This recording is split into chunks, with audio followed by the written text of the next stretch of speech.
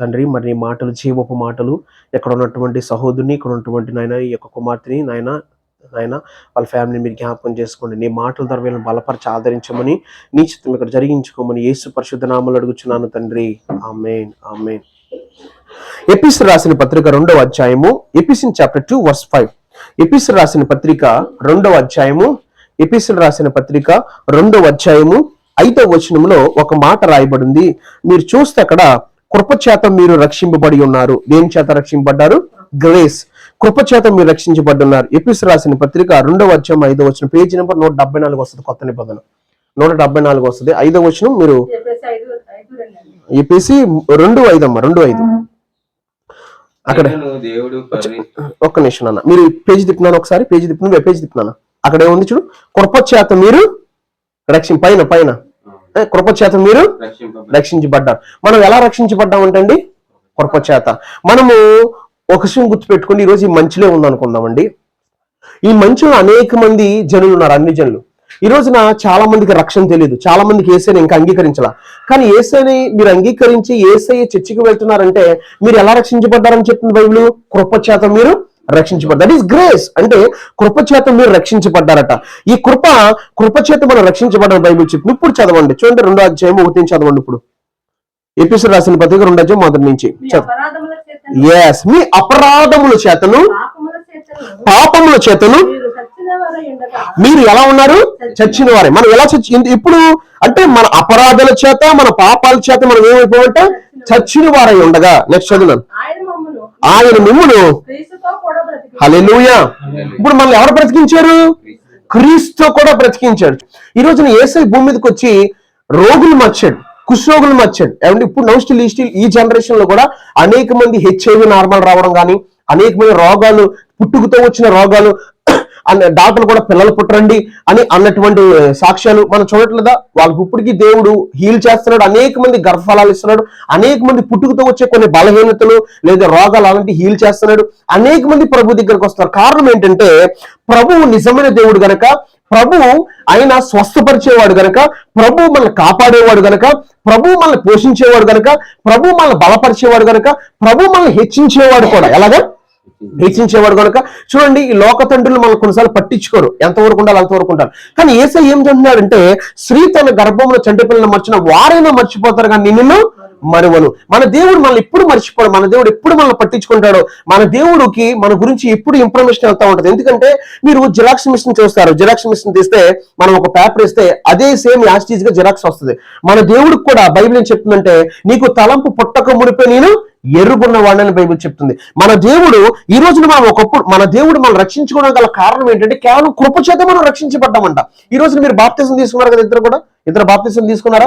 మరి మీరు రక్షించబడ్డారు కదా, మీరు రక్షించబడ్డారు. ఎలా రక్షించబడ్డారు? కృప చేత రక్షించబడ్డారు. గ్రేస్ అన్నమాట. అంటే అది వెలకట్టలేంది. ఎందుకంటే మనం ఒకవేళ చనిపోతే రేపు అన్న రోజు మనం జీవితం ముగించిపోయిన తర్వాత, మనం చనిపోయిన తర్వాత మన ఆత్మ పరలోకం వెళ్ళాలంటే ఖచ్చితంగా ఒక వ్యక్తి మారు మనసు పొంది పాపక్షంతో బాప్తిసం తీసుకుని పరిశుద్ధాత్మను పొందుకుని ఉండాలి. ఎవరైతే ఈ వ్యక్తి మారు మనసు పొందుతాడో, ఎవరైతే పాపక్షను బాప్తిసం తీసుకున్నాడో, ఎవరైతే పరిశుద్ధాత్మను పొందుకున్నాడో వాళ్ళు ఒక దినాన ప్రభు రాకడ వచ్చేటప్పుడు ఎత్తబడతారు. ఒకవేళ ఈ లోపే కనుక నిద్రిస్తే మన క్రియలు బట్టి దేవుడు మనల్ని ఏం చేస్తాడంటే, మన క్రియలు బట్టి మళ్ళీ చెప్తున్నా, బాప్తిసం పొందిన మనము ఎలా పడతాలో జీవిస్తే పరలోకం వెళ్ళిపోం. బాప్తిసం పొందిన మనము మన మాట జాగ్రత్తగా ఉండాలి, మన జీవితం అంతా జాగ్రత్తగా ఉండాలి, పరిశుద్ధంగా ఉండాలి, మనం చేసే ప్రతి పనిలో యథార్థత ఉండాలి, నీతి ఉండాలి, అబద్ధాలు ఆడకూడదు. ఎందుకంటే అబద్ధికులు ఎక్కడికి వెళ్తారంట? నరకానికి వెళ్తారని ఉంది బైబిల్లో.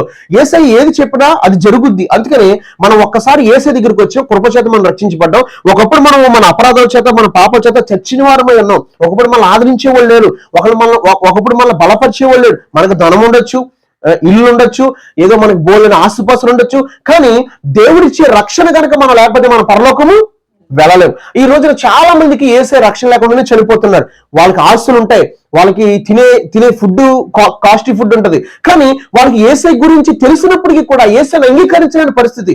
మా కులం ఇది, మా మతం ఇది, మేము ఈ జాతులు, మాకు యేసయ్య వద్దు అని చాలా మంది నశించిపోతున్నారు. కానీ ఈ రోజు ఇక్కడ ఈ నలుగురు కూడా బాప్తిసం పొందాం. ఈ బాప్తిసం పొందిన మనం ఎలా రక్షించబడ్డామంటే కృప చేత మనం రక్షించబడ్డామంటే. ఎలా రక్షించబడ్డాం? కృప. అది దేవుడిచ్చిన కృప మనకి. అందుకే మనం ఏం చేయాలంటే మీరు వాటిని చేయొచ్చు. ఒకప్పుడు మన పరిస్థితి ఎలాగా ఉందంటే వాయుమండల సంబంధమైన అధిపతిని అనగా అవిధేయటువంటి వారిని ఇప్పుడు ప్రేరేపించే శక్తిని అధిపతిని అనుసరించి ఈ ప్రపంచ ధర్మము చొప్పున అంటే యుగము చొప్పున ముడుపు నడుచుకున్నాం. ఒకప్పుడు మనం ఏం చేసామంటే ఈ లోకం ఏం చెప్తుందో, ఈ ప్రపంచం ఏం చెప్తుందో అది చేసాం. వాళ్ళు ఏం చేస్తారో అదే చేసాం. ఇప్పుడు ఇంటి పక్కన ఏదైనా చేశారనుకో, ఇది మీరు కూడా చేయాలి, ఇది కీడంట, ఇలా చేయకపోతే బాగోదని అంటే ఇమీడియట్లీ మనం కూడా ఒకప్పుడు చేసాం. అవునండి, అది ఎందుకు చేయాలో మనకు తెలియదు. అయినప్పటికీ అలాంటి ఆచారాలు మనం పాటించాం. లోక సంబంధమైన విగ్రహారాధన మనం చేసాం. లోకస్తులు ఏం చేస్తే అదే చేసాం. లోకస్తులు ఏం చెప్తే అదే చేసాం. మా పెద్దలు ఏం చెప్పారో ఇది చెయ్యాలంటే మేము కూడా చేస్తా ఉండేవాళ్ళు. కానీ అవన్నీ లోక సంబంధమైనవి, అవన్నీ కూడా దేవుడికి నచ్చనివి, దేవుడికి ఇష్టం లేనివి, దేవుడు ఇష్టపడినవి. అవన్నీ కూడా అన్ని ఆచారాలు కానివ్వండి, లోక సంబంధమైనవి ఏది కూడా మనం పాటించకూడదు క్రైస్తవులు. ఈ లోక సంబంధమైన ప్రపంచ ధర్మం చెప్పిన మనం ఒకప్పుడు నడుచుకున్నాం. ఒకప్పుడు ఇంట్లో వెళ్ళాలంటే ఇప్పుడు చూడండి, మనం ఇంట్లోకి వెళ్తున్నాం, జస్ట్ గడప దగ్గర తుమ్మొచ్చినారు ఏమనివారు, అది చూడండి ఎంత ఈ ప్రపంచ ధర్మం చొప్పున నడుచుకున్నాం మనం. అన్ని ఆచారమే. భోజనం చేసేటప్పుడు తుమ్మితే చీకడు అన్ని లేపేసేవారు. ఇవన్నీ కూడా బైబిల్ యాక్సెప్ట్ చేయదు. ఇవన్నీ కూడా ఒకప్పుడు మనం పాటించాం. ఒకప్పుడు విగ్రహారాధన, ఒకప్పుడు భయంకరమైనటువంటి పూజలు పునస్కారాలు, మన జీవితం అంతా వేరు. ఒకప్పుడు మన జీవితం అంతా వేరు. కానీ ఇప్పుడైతే మనం అలా ఉండకూడదని బైబిల్ చెప్తే ఏమంటుందంటే చూడండి, మునుపు నడుచుకుంటే వారితో కలిసి మనమందరము శరీరముకయు మనస్సుకయు కోరికలు నెరవేర్చుచు మన శరీరాశను అనుసరించి మునుపు ప్రవర్తించు కడమ వారి వలె స్వభావ సిద్ధంగా దైవోత్తరకు పాత్రమేంటి. ఒకప్పుడు మన శరీరం ఏం చెప్తే చేసాం, మన మనసు ఏం చెప్తే చేసాం, మన కోరికలు నెరవేర్చుకున్నామండి. ఏం చేసామండి, కోరికలు నెరవేర్చుకున్నాం. అంటే మనిషికి ఏదైనా చేయాలని పెట్టా చేస్తూ ఉండేవారు. అవునండి, అది భయంకరమైన స్థితి. అది దేవుడికి నచ్చదు. ఆ శరీర కోరికలు, ఆ మనస్సు కోరికలు అంటే దాని అర్థం ఏంటంటే మన పితలు ఏదైనా చెబితే మీరు ఇలా చేయాలి, ఇలా పాటించాలి, ఇది మనకు ఆనవాయితీ అని ఎవరైనా చెప్తే ఆ శరీర సంబంధమైనటువంటి కానివ్వండి, ఆ మనసుకు సంబంధించిన చేస్తూ ఉండేవాళ్ళు. ఉదాహరణకు ఒక చిన్న సాక్షి మీకు చెప్తాను. దీపావళి వచ్చింది అనుకోండి, మా ఇంట్లో చాలా ఇదిగా ఉండేది అనమాట. మమ్మల్ని ఏం చేసేవారంటే అదేదో కాడ తెచ్చేవారు. ఆ కాడని తెచ్చి మా చేతిలో పెట్టి ఏదో అని ఒక పాట పాడి దాన్ని అలా కొడతా ఉండేవారు. దాని తర్వాత టపాకాయలు కాల్చుకోండి అని చెప్పారు. అది ముందు అది చేయాలంటే, అంటే ఈ శరీర సంబంధమైనవి, వాళ్ళకు మనసుకు నచ్చినవి అవన్నీ చేస్తూ ఉంటాం అనమాట. కానీ అవన్నీ మనం చేయకూడదు. ఒకప్పుడు అలా చేసాం, కానీ ఇప్పుడు మనం ప్రభువుని నమ్ముకున్నాం కనుక అవన్నీ ఒకప్పుడు నెరవేర్చాం. కానీ ఇప్పుడు మనం ప్రభువులోకి వచ్చాం కనుక మనం అలా ఉండకూడదని బైబిల్ చెప్తుంది. ఒకప్పుడు మనం అలా చేసాం. మనం అలా చేసి మనం దైవోత్తరికి మనం పాత్రలు, అంటే దేవుడి కోపానికి మనం ఏమయ్యాం, పాత్రలమైపోయాం. కానీ ఇప్పుడైతే కనుక 4వ వచనం చదువు జోసెఫ్ నువ్వు. అయినను దేవుడు కరుణా సంపన్నుడై ఉండి. చాలమ్మా చాలు. అయినా దేవుడు ఏ సంపన్నుడై ఉన్నాడట, కరుణా సంపన్నుడు. దేవుడు మనల్ని కరుణించాడు, దేవుడు మనల్ని ప్రేమించాడు, దేవుడు మన భయంకరమైన విగ్రహార్థ నుంచి, శాపం నుంచి ఏం చేశాడు, విడిపించాడు, మనకి రక్షణ ఇచ్చాడు. మనల్ని ఈ రోజున తన రాజ్యంలో తన ఉండే చుట్టూ స్థానం ఇవ్వాలనుకుంటున్నాడు. అంత గొప్ప దేవుని మనం కలిగి ఉన్నాం. ఇది లోకానికి అర్థం కావట్లా. లోకం ఈ రోజున యేసు దగ్గరికి రావట్లా. లోకం పాపంలోనే ఉంది. లోకం అంట చీకటిని ప్రేమించిందట, వెలుగుని ప్రేమించిందట. వెలుగు ఎవరంటే యేసుక్రీస్తు ప్రభు. హల్లెలూయా. అయితే ఆయన దేవుడు కరుణా సంపన్నుడై ఉండి మనము మన అపరాధం చేత చచ్చిన వారమై ఉన్నాము. మన అపరాధాల చేత చచ్చిపోవడం అంటే ఏంటంటే భౌతికంగా కాదు, కానీ మన యొక్క ఆత్మీయ జీవితం అనేది మనకు తెలియదు కదా. మనకి స్పిరిచువల్ లైఫ్ అంటే మనకు తెలియదు. ఒకప్పుడు మనకు నచ్చింది చేసేసుకోవడమే, ఏ చెప్తే చేసేయడమే. కానీ ఇప్పుడు చేస్తామా, ఇప్పుడు చెయ్యం. మనం బూతులు మాట్లాడడం, అబద్ధాలు మాట్లాడడం, ఎవరిని మోసగించం, చక్కగా భక్తి చేసుకుంటాం, ప్రార్థన చేసుకుంటాం, మన పనితో మనం చూసుకొస్తాం. కానీ ఒకప్పుడు ఎలా ఉండేవాళ్ళు, మనకు నచ్చినట్టుగా ఉండేవాళ్ళు. ఒకప్పుడు మనం చచ్చిన వారమే ఉంటే ఇప్పుడు ఏం చేశాడంటే ఆయన చూడండి, అక్కడ చచ్చిన వారమైనప్పుడు సైతం మన ఎడల చూపిన తన మహా ప్రేమ చేత, మన ఎడలు ఏం చూపించాడంటే ఆయన మన ఎడల ప్రేమ చేత, మన ఎడలు చూపించింది ప్రేమ చేత మన క్రీస్తు కూడా బ్రతికించాను. మనం ఎలా బ్రతికించబడ్డామంటే మళ్ళీ బ్రతకడం అంటే ఒక్కసారి యేసుక్రీస్తును అంగీకరించిన మనం మారు మనసు పొంది పాపక్షణ బాప్తిసం తీసుకున్నప్పుడు మనం ఏమవుతున్నాం అంటే మన పాపాల నిమిత్తం పాతి పెట్టబడుతున్నాం. మళ్ళీ బాప్తిసం పొందుకున్న ఒక వ్యక్తి క్రీస్తుని ధరించుకుంటున్నాడు అంట. అందుకే ప్రేమ చేత మనం క్రీస్తు కూడా బ్రతికించాను, కృపచేత మీరు రక్షించబడ్డారు. మీరు ఎలా రక్షించబడ్డారంటే కృపచేత మీరు రక్షించబడ్డారు. జాగ్రత్త అని బైబిల్ చెప్తుంది. మనకి దేవుడిచ్చిన రక్షణ పోగొట్టుకోకూడదు, దేవుడిచ్చినటువంటి కృపను మనం పోగొట్టుకోకూడదు. ఈ రోజు చాలా మంది ప్రభు దగ్గరికి వస్తారు, ప్రభు దగ్గరికి వచ్చి కొన్ని దినాలు బాగానే ఉంటుంది, కొన్ని దినాలు మళ్ళీ భక్తి మానేస్తారు, ప్రార్థన మానేస్తారు, దేవుళ్ళు ఉండరు, నచ్చినట్టుగా బ్రతికి సినిమాలకు వెళ్ళిపోతూ ఉంటారు, సీరియల్ చూస్తూ ఉంటారు, అబద్ధాలు ఆడుతూ ఉంటారు, మోసగిస్తూ ఉంటారు. ఈ రోజు చాలా మంది లోకంలో మనం చూస్తాం ప్రభుని నమ్ముకున్నాం అంటారు, కానీ వాళ్ళు చేసేవన్నీ కూడా బైబిల్కి ఆపోజిట్ చేస్తూ ఉంటారు. ఏం చేస్తారు? మోసగించడం మానరు, అబద్ధాలు ఆడడం మానరు, ఏమండి రకరకాలుగా జీవిస్తారు. కొంతమంది మారు మనసు పొందారని పాపక్షణ బాప్తిసం తీసుకుని చెప్పి నేను ప్రభువుని నమ్ముకుని చెప్పి మళ్ళీ తాగుడు బానిస అయిపోతా ఉంటారు. కొంతమంది అయితేనేమో లోక సంబంధంలో ప్రేమ వివాహాల్లో పడిపోతారు యవ్వనస్తులు, కొంతమంది వ్యభిచారంలో పడిపోతారు. రకరకాల పరిస్థితుల్లో పడిపోయి దేవుడిచ్చినటువంటి ఆ రక్షణ, దేవుడిచ్చిన కృపను ఏం చేస్తారు? పోగొట్టేసుకుంటారు. కానీ మనం అయితే అలా ఉండకూడదు. మనం బ్రతుకున్నామంటే, చలించున్నామంటే ఆయన కృప, మనకిచ్చిన కృప ఈ రోజు చాలా మందికి ఈ ఊర్లో లేదు. మీకు ఇచ్చినటువంటి రక్షణ ఈ రోజు మీరు అనుకోవాలి, ప్రభా మేము ఏ పాటి వారము, మేము ఎవరము, అసలు మా కులం గొప్పదనా, లేదంటే మేము గొప్ప వాళ్ళమన్నా కాదు. దేవుని మహాకృప ప్రేమ ఈ రోజు మిమ్మల్ని రక్షణలోకి నడిపించింది. దేవుడు తన కృప ద్వారా మిమ్మల్ని రక్షించుకున్నాడు. అది మీరేం చేయాలి? కాపాడుకోవాలి. ఆ కృపను మీరు ఏం చేయాలి? వేస్ట్ చేసుకోకూడదు. అందుకే కృపచేత మీరు రక్షించబడ్డారని ఉంది. మనం కృపచేత రక్షించబడ్డాం. ఇదే కృపను పోగొట్టుకునే అవకాశం ఉంటుంది. ఇదే కృపను మళ్ళీ దేవుడు వెనక్కి తీసుకునే ఈ కృపను కనుక మనము సద్వినియోగం చేసుకోకపోతే, దేవుడిచ్చిన కృపను కనుక మనం కాపాడుకోకపోతే, దేవుడిచ్చిన రక్షణ మనం కాపాడుకోకపోతే, దేవుడితో మనకున్న సంబంధాన్ని సరిగ్గా మనం కనుక ఫెలోషిప్ ని మనం పాటించకపోతే, సరిగ్గా ఒక రోజు ప్రార్థన చేయలేదు, మరుసటి రోజు కూడా ప్రార్థన చేయాలనిపించదు, ఓ రోజు బైబిల్ చదవలేదు, తర్వాత కూడా బైబిల్ చదవాలనిపించదు, ఎవడో ఫోన్ చేస్తాడు, ఎక్కడున్నారా ఏంట్రా పలానా చోటుకి వెళ్దాం అంటాడు, ఒక రోజు అయిపోద్ది, రెండో రోజు ఇంకో చోటుకి వెళ్తాడు, మూడో రోజు సినిమాకి వెళ్దాం అంటాడు, నాలుగో రోజు తాగుదాం అంటాడు, ఐదో రోజు ఎవరో ప్రేమించి నాకు సపోర్ట్ చేయరా, సహాయం చేయంటారు. ఈ రోజున అనేక మంది అలాంటి కేసుల్లో, అలాంటి పరిస్థితులు ఇరుక్కుని వాళ్ళ లైఫ్ అంతా స్పాయిల్ అయిపోయి, ఫ్రెండ్స్ సహవాసముని, అమ్మ మాట వినకుండా, ఇంట్లో మాట్లాడకుండా, సర్కిల్ చెప్పింది చేసి అనేక మంది యవ్వనస్తుల జీవితాలు పాడు చేసుకుంటున్నారు. అవునా కదా? చాలా మంది పాడు చేసుకుంటున్నారు. వాళ్ళ జీవితాలు పాడైపోతున్నాయి, వాళ్ళ లైఫ్ స్పాయిల్ అయిపోతున్నాయి, వాళ్ళ స్టడీ స్పాయిల్ అయిపోయింది. వాళ్ళకి లైఫ్ ఉండదు, ఇంకా వాళ్ళకి లైఫ్ ఉంటుందండి, ఉండదు. జీవితంలో ఏదో కొట్టెట్టుకోవాలి, లేదంటే కూలి పనికి వెళ్ళుకోవాలి. ఎప్పుడు కూడా గుర్తుపెట్టుకోండి, మనము దేవుడి పిల్లలము, మనము దేవుడి వాక్యానుసారంగా జీవించాలి, దేవుడిచ్చిన రక్షణ కాపాడుకోవాలి, దేవుడిచ్చిన కృప కాపాడుకోవాలి. దేవుడు కృపచేత మీరు రక్షించబడ్డారని బైబిల్ చెప్పింది. ఈ కృపను కూడా ఈ రోజు చాలా మంది ఏం చేస్తారంటే పోగొట్టేసుకుంటున్నారు. ఏం చేస్తున్నారు? మళ్ళీ పోగొట్టేసుకుంటున్నారు. అన్న బైబిల్ ఎక్కడ ఉందో పోగొట్టుకోవద్దని మనకి బైబిల్ ఒక మాట ఉంది. ఒక దైవజనుడు దేవుని ప్రత్యక్షత పొందుకుని, దేవుని చేత పిలవబడి, దేవుని చేత పంపబడినటువంటి ఒక వ్యక్తి అపోస్తలుడైన పౌలు. ఈ పౌలు కొరింథీ పట్టణంలో ఉన్నటువంటి ఒక సంఘానికి ఒక పత్రిక రాశాడు. ఆ పత్రికలో ఏమంటాడంటే, జోసెఫ్ చదువుతాడు. కొరింథీ రాసిన 2వ పత్రిక 6వ అధ్యాయం 1వ వచనం ఏంటో ఒకసారి చదివాను. కొరింథీ రాసిన 2వ పత్రిక 6వ అధ్యాయం 1వ వచనం. కొరింథీ రాసిన 2వ పత్రిక 6వ అధ్యాయం 1వ వచనం. కాగా మేము ఆయన తోటి పనివారమై మీరు పొందిన దేవుని కృపను వ్యర్థము చేసుకొనవద్దని, ఏం చేసుకోకూడదు? వ్యర్థము చేసుకొనవద్దని మిమ్మును వేడుకొనుచున్నాను. హల్లెలూయా. ఉందండి అక్కడ, ఏముందంటే అక్కడ, కాగా మేము ఆయన తోటి పనివారమే మీరు పొందిన దేవుని కృపను మీరు ఏం చేసుకోకూడదు? వ్యర్థం. ఈ రోజు చాలా మంది దేవుని కృపను ఏం చేస్తున్నారు? చూడండి, మారు మనసు పొందారు అంటున్నారు, బాప్తిసం తీసుకున్నాం అంటున్నారు, కానీ సినిమాలు విడిచిపెట్టట్లేదు, సీరియల్ విడిచిపెట్టట్లేదు, చిన్నవి అనుకుంటారు, కానీ అవి వాళ్ళు ఏం చేస్తాయంటే పరలోకానికి చేర్చవు. హీబ్రూ చాప్టర్ 2 verse 3 అంటాడు, హెబ్రీయులకు రాసిన పత్రిక 2వ అధ్యాయం 3వ వచనంలో, ఇంత గొప్ప రక్షణ మనం నిర్లక్ష్యం చేస్తే ఎలాగా తప్పించుకుంటాం? మనం రక్షణ నిర్లక్ష్యం చేయకూడదు, దేవుడిచ్చిన కృప నిర్లక్ష్యం చేయకూడదు. దేవుడు మనకి గ్రేస్ ఇచ్చాడు, దేవుడు మనకి సాల్వేషన్ ఇచ్చాడు. ఇవి మనల్ని ఏం చేస్తాయంటే పరలోకానికి దేవుడు చేర్చిపోతాడు. ఎందుకంటే యేసయ్య అన్నాడు, I am the way, the truth and the life, నేనే మార్గాన్ని, సత్యాన్ని, జీవన, నా ద్వారా తప్ప ఎవరు తండ్రి వద్దకు రాడు. ఒక హెవెన్ కి వెళ్ళాలంటే, గాడ్ కింగ్డమ్ కి మనం ఎంటర్ అవ్వాలంటే మనకి యేసయ్య మాత్రమే మనం ఎంటర్ చేయగలుగుతారు. ఎవరు ఎంటర్ చేయగలుగుతారు? యేసయ్య మాత్రమే. చూడండి, ఈ రోజున కొన్ని కాలేజీల్లో, కొన్ని స్కూల్లో, లేదంటే కొన్ని చోట్ల వర్క్ చేసే చోట వాళ్ళకి కొన్ని కార్డులు ఉంటాయి, ఐడి కార్డ్స్ ఉంటాయి. వాళ్ళు డ్యూటీకి ఎంటర్ అయ్యే ముందు, సింగపూర్ లో ఏం జరిగిందంటే, సింగపూర్ లో నేను వర్క్ చేశాను 2011. సింగపూర్ ట్రైన్ రైల్వే స్టేషన్ ఉంటుంది. రైల్వే స్టేషన్ ఎలా ఉంటుందంటే, మనం వెళ్ళి టికెట్ తీసుకోక్కర్లేదు, ఇంకా మనకు కార్డు ఉంటుంది. ఆ కార్డు మనం దాని మీద పెట్టి మిషన్స్ ఉంటాయి ఎక్కడెక్కడ, మనం అందులో డబ్బులు వేస్తే ఆ $10 అని చెప్పి మనం సింగపూర్ $10 అందులో వేస్తే ఆ $10 ఇందులోకి ట్రాన్స్ఫర్ అయిపోతాయి. అప్పుడు ఆ కార్డులోకి మనీ ట్రాన్స్ఫర్ అయిపోద్ది అనమాట, మన ఏటీఎం లాగా. అయితే మనము ఎంఆర్టీ అంటారు దాన్ని, ఎంఆర్టీ అంటారు. ఇప్పుడు ఆ ట్రైన్ ఎక్కి ముందు అది కింద పట్టాలకి ఇస్తాడు అనమాట, ఈ కరెంట్ సప్లై, పవర్ సప్లై పైన ఉండదు. అందుకని మన పట్టాల దగ్గరికి వెళ్తే ఛాన్స్ ఉండదు. ఇంకా అన్ని ఎక్కడికెక్కడ బార్కెట్స్ అని, ఎక్కడికెక్కడ వాళ్ళు ఎక్విప్మెంట్ తో వాళ్ళు రెడీ చేసుకుని ఉంటారు.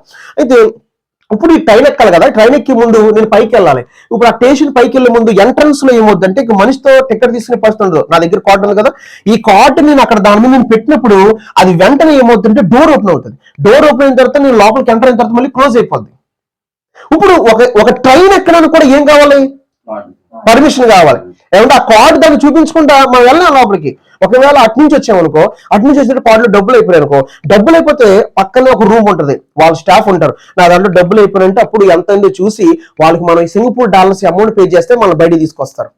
ఎందుకు చెప్తున్నానంటే మనం సాధారణంగా ఈ భూమి మీద ఒక సింగపూర్ అనేటువంటి ఒక కంట్రీలో ఒక ట్రైన్ లో మనం జర్నీ చేస్తే మనం వెళ్ళడానికి ఏం కావాలి, ఒక కార్డు, ఒక పర్మిషన్, ఇంత ఎక్విప్మెంట్ తో ఈ రోజున ఏంటంటే ఇవి పెరిగిపోయింది కనుక, టెక్నాలజీ పెరిగిపోయింది కనుక, ఇంప్లిమెంట్ అయిపోయింది కనుక ఈ విధంగా ఉంది. మరి మన పరలోకం వెళ్ళాలంటే ఆశ్రమాషికి వెళ్ళిపోతాం, మనం సింపుల్గా వెళ్ళిపోగలుగుతామా? సింపుల్ గా మనం వెళ్తామా? అందుకే మీరు దేవుడు ఇచ్చిన కృపను మీరు ఏం చేసుకోకూడదు, వ్యర్థం చేసుకోకూడదు. మనము వ్యర్థాన్ని, దేవుడి కృపను మనం కాపాడుకోవాలి. వన్స్ దేవుడు మనం యాక్సెప్ట్ చేసిన తర్వాత, జీసస్ క్రైస్ట్ ని మనము ఒక లార్డ్ గా మనం స్వీకరించిన తర్వాత, ప్రభువుగా స్వీకరించిన తర్వాత, మనం చనిపోయేంత వరకు కూడా ఆయన మనం కాపాడుకోవాలి. ఏం చేయాలి? కాపాడుకోవాలి. అన్న దేవుని కృపని పోగొట్టుకోవడం అంటే, దేవుని వాక్యానికి విరుద్ధంగా మనం ఏమి చేసినా దేవుడిచ్చిన రక్షణ పోగొట్టుకునే అవకాశం ఉంది, దేవుడిచ్చే కృపను కూడా పోగొట్టుకునే అవకాశం. చూడండి, ఈరోజు చాలా మంది యవనస్తులు చర్చికి వస్తారండి, కానీ సండే చర్చికి వస్తారు. మిగతా రోజులు ఎవరైనా ఫ్రెండ్, రే మంచి సినిమారా, అసలు చాలా బాగుంది, క్లైమాక్స్ లోనే చాలా, అసలు హీరో అలా కొట్టాడు ఎలా కొట్టాడు ఏమనుకుంటున్నావు, పద నేను టికెట్ తీస్తున్నాను, నువ్వేం చెక్కలేదు, స్నాక్స్ కూడా నేనే పెడతాను నీకు, పద అని టికెట్ తీసి తీసుకెళ్తారు. అది ఎవరి క్రియ? అపవాది క్రియ. సరేరా అయితేనే నువ్వే టికెట్ తీస్తానంటున్నావు, స్నాక్స్ కూడా నువ్వే పెడతావు. ఒరే పాస్ట్ గారు చాలాసార్లు చెప్పారా సినిమా, ఒరే పాస్ట్ గారు ఎప్పుడు అలాగే చెప్తారా, ఎప్పుడు ఎంజాయ్ చేయకపోతే ఎప్పుడు ఎంజాయ్ చేస్తావు నువ్వు, అందులోకి యవనస్తుడు అని తీసుకెళ్లిపోయి అపవాది ఏం చేస్తానంటే సినిమాలో కూర్చోబెడతా, ఆ సినిమాగా అయిపోద్దా, అలాగా వాళ్ళు అనేక మంది పాడిపోతారు. అందుకే బైబిల్ ఏం చెప్తుందంటే, మీరు దేవుడిచ్చిన కృపని పోగొట్టుకోకూడదు. తర్వాత హీబ్రూ చాప్టర్ 2:3 కూడా చదివినాను ఒకసారి. హెబ్రీయులకు రాసిన పత్రిక 2:3 కూడా ఒకసారి చదువు.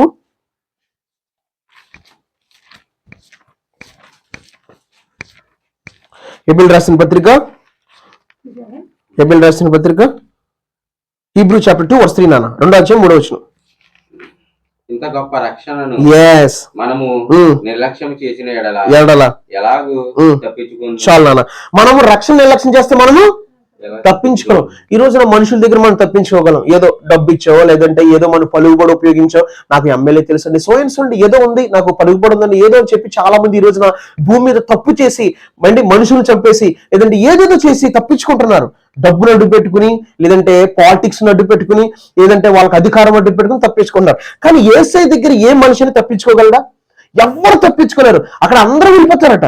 అన్న బైబిల్ ఎక్కడ ఉందా? కూడి ధనికులు గాని, కొద్దివారు గాని, గొప్పవారు గాని అందరూ కూడా ఆయన దగ్గరికి వెళ్తామంట. ఎక్కడికి వెళ్తాం? అందరూ ఆయన దగ్గరికి వెళ్తాం. ఈ ఊర్లో ఎంతమంది ఉన్నారు అందరూ ఆయన దగ్గరికి వచ్చేస్తారు. ఎందుకంటే యేసయ్య ప్రతి వ్యక్తికి తీర్పు తెచ్చబోతున్నాడు, ప్రతి వ్యక్తి క్రియలను బట్టి జీతం ఇవ్వబోతున్నాడు. ఇతను పాప నరకాన్ని పంపిస్తున్నాడు, ఇతను పరిశుద్ధుడా, వాక్యాన్ని అంగీకరించాడా, యేసయ్యని అంగీకరించాడా, భయభక్తులుగా జీవించాడా, ఇతను పరలోకానికి ఇస్తాడు. జీవగ్రంథం ఉంటుంది, జీవగ్రంథంలో పేరు చూసుకుంటాడు. ఇతని పేరు జీవగ్రంథంలో ఉంది, వెళ్ళు నువ్వు పరలోకానికి వెళ్ళు. ఒకవేళ జీవగ్రంథంలో పేరు లేకపోతే నిత్య జీవానికి మనము. మరి ఎందుకు దేవుడు జీవగ్రంథంలో మన పేరు రాయడు? చాలా మంది దేవుడికి భయపడలేదు కనుక, దేవుడు నమ్ముకున్నామంటున్నారు కానీ మళ్ళీ తిరిగి లోకంలో కలిసిపోతున్నారు కనుక, దేవుడు చర్చికొచ్చి పాపం చేస్తున్నారు కనుక, దేవుడు చర్చికొచ్చి చూడండి, ఈరోజు చాలా మంది చాలా చోట్లకి వెళ్తుంటే సీరియల్ చూస్తున్నారు. లేడీస్ అందరూ ఏం చేస్తున్నారు? కంటిన్యూ సీరియల్స్లే. ఇక దేవుడు నమ్ముకున్న అది మానేద్దాం అనుకుంటున్నాను పాస్టర్ గారు, మానేస్తానండి, ఈ సంవత్సరం మానేస్తానండి, ఈ సంవత్సరం మానేస్తానండి. సంవత్సరాలు 2 సంవత్సరాలు అయిపోయాయో. మరి దేవుడే ఊరుకోగలుగుతాడా? దేవుడు సహించగలుగుతాడా? స్కూల్లో పిల్లలు తప్పు చేస్తే టీచర్ చితక బాధేస్తారు. దేవుడికి భయం లేక జీవిస్తున్న మనము ఒకవేళ మన చనిపోయేంతలోపు మారు మనసు లేకుండా చనిపోతే పరలోకము ఇవ్వడు. చూడండి అన్న, కొద్దివారు గారు గొప్పవారు గారు అక్కడికి వెళ్తారన్నావు కదా, వెళ్తాం. చూడండి ఈరోజు జోసెఫ్ వెళ్తాడు, వాళ్ళ అమ్మగారు వెళ్తారు, రాజమణి గారు, నేను వెళ్తాను, నా గారు కూడా వెళ్తారు. చూడండి అక్కడ ఏముందో బైబిల్ మీకు చూపిస్తా, ప్రతి వచనం మీకు బైబిల్ చూపిస్తున్నాను. ప్రకటన గ్రంథము 20:11 చదివాను. Revelation chapter 20:11-15. మరియు ధవలమైన మహాసింహాసనమును దాని యందు ఆసీనుడై ఉన్న ఒకనిని చూచితిని. ఏంటండి? ధవలమైన మహాసింహాసనం దాని యందు ఆసీనుడు ఒకరిని చూచాడు. ఎవరు చూచారు? యోహాను చూశాడు. యోహాను ఎవరు? పద్మశ్రీ దీపంలో వేసేశారు కదా, ఇతను దేవుని ప్రత్యక్షత పొందుకుని ప్రకటన గ్రంథాన్ని రాశాడు. ఈ యోహాను చూస్తున్నాడు. అయితే మరియు ధవలమైన మహాసింహాసనం దాని యందు ఆసీనుడు ఒకరిని చూచాడంట. చదువునాను. భూమాకాశములు ఆయన సముఖము నుండి పారిపోయాను. చూడండి, ఒక్కసారి ఆలోచిద్దాం. ఈ రోజు నీ భూమి మీద నాకు 10 ఎకరాల పొలం ఉంది, నాకు 10 సెంట్లు భూమి ఉంది, నాకు పాడు ఉంది, నాకు అమ్మో బోల్డ్ ఉంది, నాకు 10 బిల్డింగ్లు ఉన్నాయి, నేను రియల్ ఎస్టేట్ చేస్తున్నాను, నేను బోల్డ్ సంపాదించుకున్నాను అంటున్నారు. కానీ ఈ భూమి ఆకాశం ఆయన సముఖం నుండి పారిపోతే ఏమైనా మిగులుద్దా? ఈ భూమి ఆకాశాలు ఎవరి దగ్గర నుంచి పారిపోతున్నాయి ఏకంగా. నెక్స్ట్ చదువు వాటికి నిలువు చోటు కనపడకపోయే. ఓకే, అసలు చోటే కనపడలేదట. ఈరోజు చాలా మంది భూ సంబంధులు ఆస్తి ప్రయారిటీ ఇస్తారు. దేనికి ప్రయారిటీ ఇస్తారు? కులానికి ప్రయారిటీ ఇస్తారు, ఆస్తికి ప్రయారిటీ ఇస్తారు. యేసు నమ్ముకున్న మనందరము ఒకటే, ఏ కులము లేదు. ఇక మనందరము దేవుని బిడ్డలమే, మనందరం సమానమే. హల్లెలూయా. తర్వాత చదువున్నాను. ఎవరంట?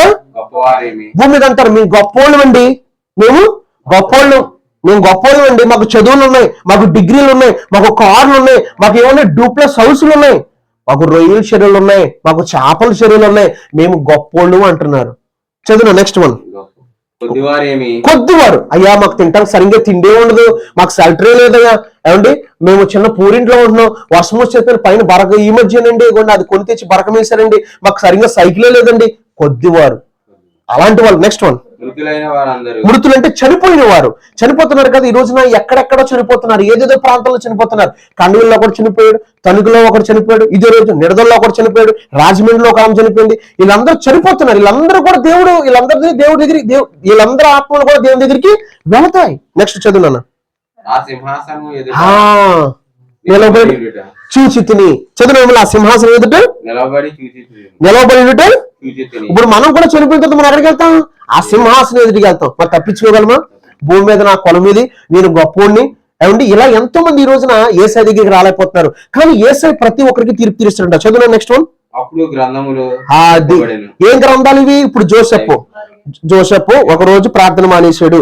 జోసెఫ్ ఒక లోక్సభ సినిమా చూశాడు. ఇవన్నీ దేవుడు చూసి ఈ రోజు ప్రార్థన చేయలేదు జోసెఫ్, ఈ రోజు సినిమా చూశాడు, ఇదంతా రాసుకుంటున్నాడు. చూడు అక్కడ ఏముంది, అక్కడ నువ్వు చదువు కరెక్ట్ గా. అప్పుడు గ్రంథములు మరియు వేరొక గ్రంథమును విప్పబడెను. మీరు జాగ్రత్తగా వినాలి, చదువుకున్న జోసెఫ్ నువ్వు. అక్కడ గ్రంథాలు విప్పబడ్డాయి. ఈ గ్రంథాలు కాక మరియు జీవ గ్రంథం అని వేరొక గ్రంథం ఉందంట. అవునా? ఇక్కడ 10 పుస్తకాలు అనుకున్నాయి అనుకోండి. ఈ 10 పుస్తకాలు వేరు. మనం అంటాం కదా ఈ వేరే పుస్తకాలండి, వేరే సబ్జెక్ట్ పుస్తకాలు అని అంటాం. అవునా?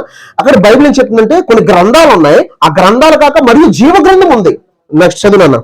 ఆ గ్రంథములందు రాయబడి ఉన్న వాటిని బట్టి తమ క్రియల చొప్పున మృతులు తీర్పు పొందిరి. అది ఇప్పుడు చచ్చిపోయాడు కదా, ఈ ఊళ్ళో ఒక మంచిలో ఒక కుర్రాడు చనిపోయాడండి, జపనమయంలో చనిపోయాడు. అమ్మని ఎన్నిసార్లు తిట్టాడు, ఎన్నిసార్లు సినిమా చూశాడు, ఎన్నిసార్లు బూతులు మాట్లాడాడు, ఎన్నిసార్లు దేవుడు సువార్త చెప్తున్నా వెళ్ళలేదు. ఇదంతా రాసుకుంటున్నాడు దేవుడు. రాసుకుని అక్కడ ఏముంది నేను చదువుతున్నాను చూడండి. ఆ గ్రంథములందు వ్రాయబడిన వాటిని బట్టి తమ క్రియలు చొప్పున మృతులు తీర్పు పొందుతున్నారట. అంటే వాళ్ళ క్రియలు చొప్పునే తీర్పు చేస్తున్నాడు. నెక్స్ట్ వన్ మనం చదువునాను 13వ వచనం. సముద్రము తనలో ఉన్న మృతులను అప్పగించెను. చూడండి, పేరుపాలు వెళ్ళారండి, సముద్రంలో పడిపోయింది, చనిపోయిన గోదల్లో పడిపోయింది, అయ్యో చనిపోయింది, బాడీ కూడా దొరకదంటారు కదా.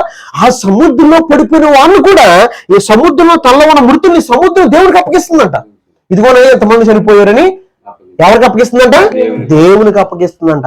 అయ్యి బాబు, మనం ఎంత జాగ్రత్తగా ఉండాలండి. పాజిటివ్ జరుగుద్దా? నిజంగా జరుగుద్దండి, నిజంగా జరుగుద్ది.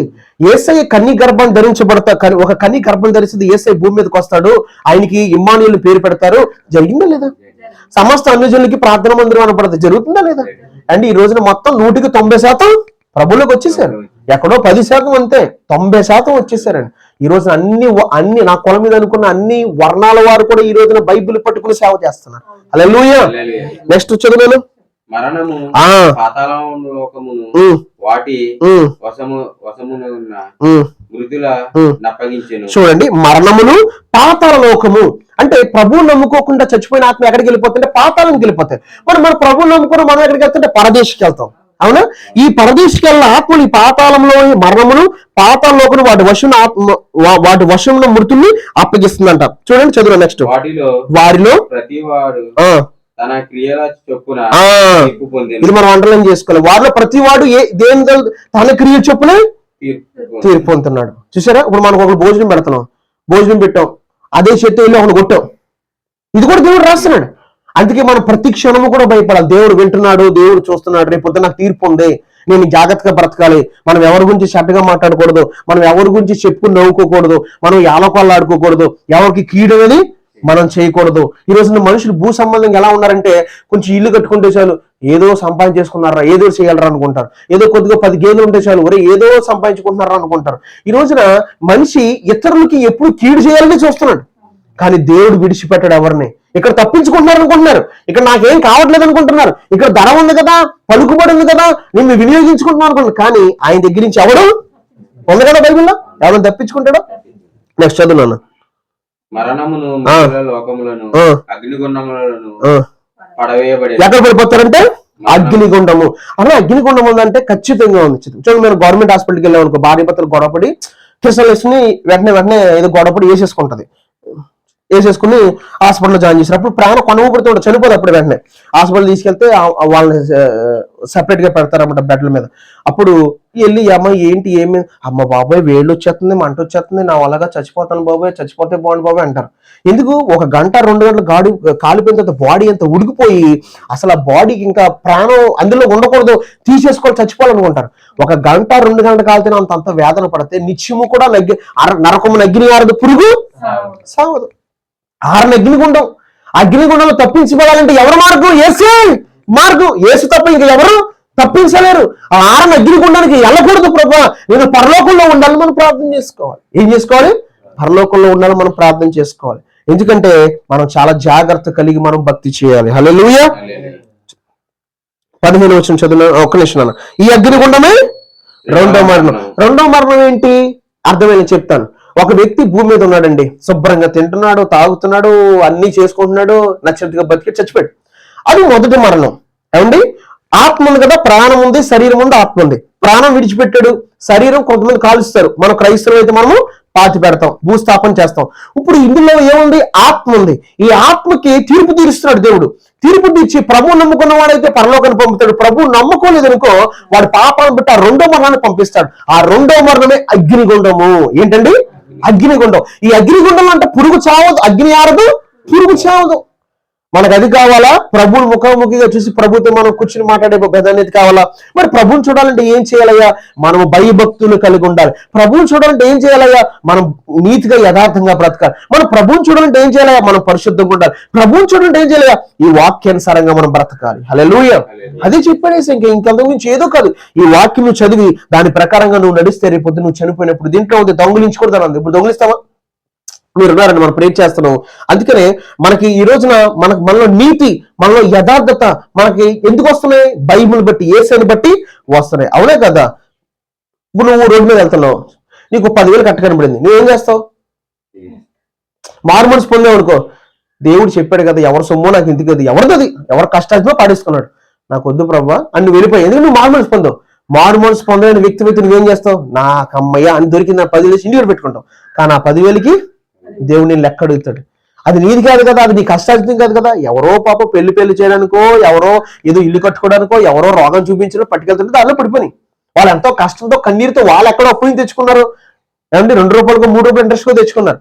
కానీ అందుకే మనలో నీతి అనేది ఉండాలి. మనం ఏముండాలి? నీతి అనేది ఉండాలి. మనం పని చేసే చోట నీతి కనబడాలి దేవునికి. అప్పుడు ఏమవుతుందంటే దేవుడు మనల్ని ఆశీర్వదిస్తాడు. ఒక 10 మందికి ఉద్యోగం ఇస్తాం, ఒక 10 మందికి భోజనం పెడతాం, ఒక 10 మంది మన కింద పని చేస్తారు. మనం ఎప్పుడైతే నీతిగా యథార్థంగా బ్రతుకుతాం. హల్లెలూయా. తర్వాత ఈ అగ్ని చలో ఎవని పేరైనను జీవగ్రంథమందు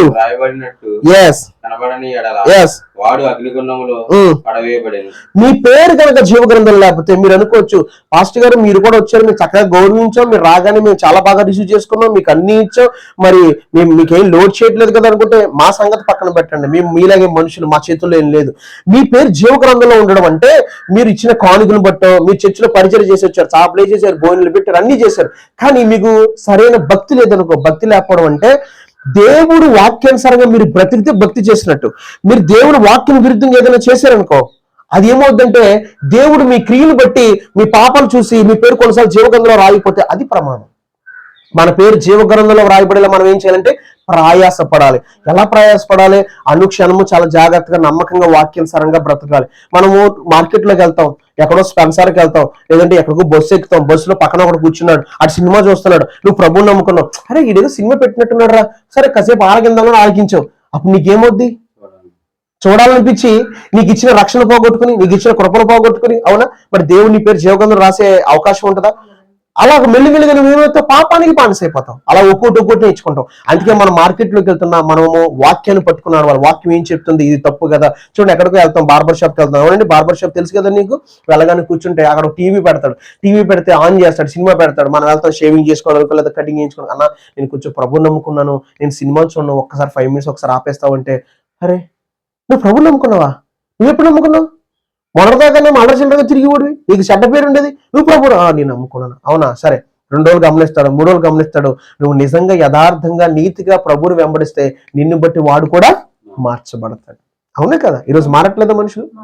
అందుకే యేసే మనకి ఏం చెప్పాడు? మీరు లోకానికి వెలుగై ఉన్నారు, మీరు లోకానికి ఉప్పై ఉన్నారు. ఏమై ఉన్నారట? ఉప్పై ఉన్నారు. మనల్ని అందరూ గమనిస్తారు. దేవుని నమ్ముకున్నారంటే వాళ్ళు మాట్లాడితే శుక్రవారం ప్రార్థనకి వెళ్తారు, ఆదివారం ప్రార్థనకి వెళ్తారు. ఆవిడ చూడండి దేవుని నమ్ముకుంది కానీ బూతులు మాట్లాడుతుంది, ఆవిడ చూడండి దేవుని నమ్ముకుంది కానీ ముందు గొడవ వస్తుందండి అంటారు. మనం ఎలా ఉండాలంటే తొలికి మాదిరికరంగా ఉండాలి. ఎలా ఉండాలి? మనం చూసి ప్రభు దగ్గరికి వచ్చే విధంగా మనం ఉండాలన్నమాట. అటు రీతిగా ఉండాలి. అందుకే మన పేరు జీవ గ్రంథంలో కనబడకపోతే ఆయన చూడండి, ఎవరి పేరును జీవ గ్రంథం ముందు వ్రాయబడినట్టు కనబడిన వాడు అగ్నిగుండంలో ఎక్కడ పడిపోతాడు? ఆహారాన్ని అగ్నిగుండం. ఇప్పుడు మీకు చెప్పండి, అగ్నిగుండం కావాలా, ఏసుతో ఉండే నిత్య జీవం కావాలా?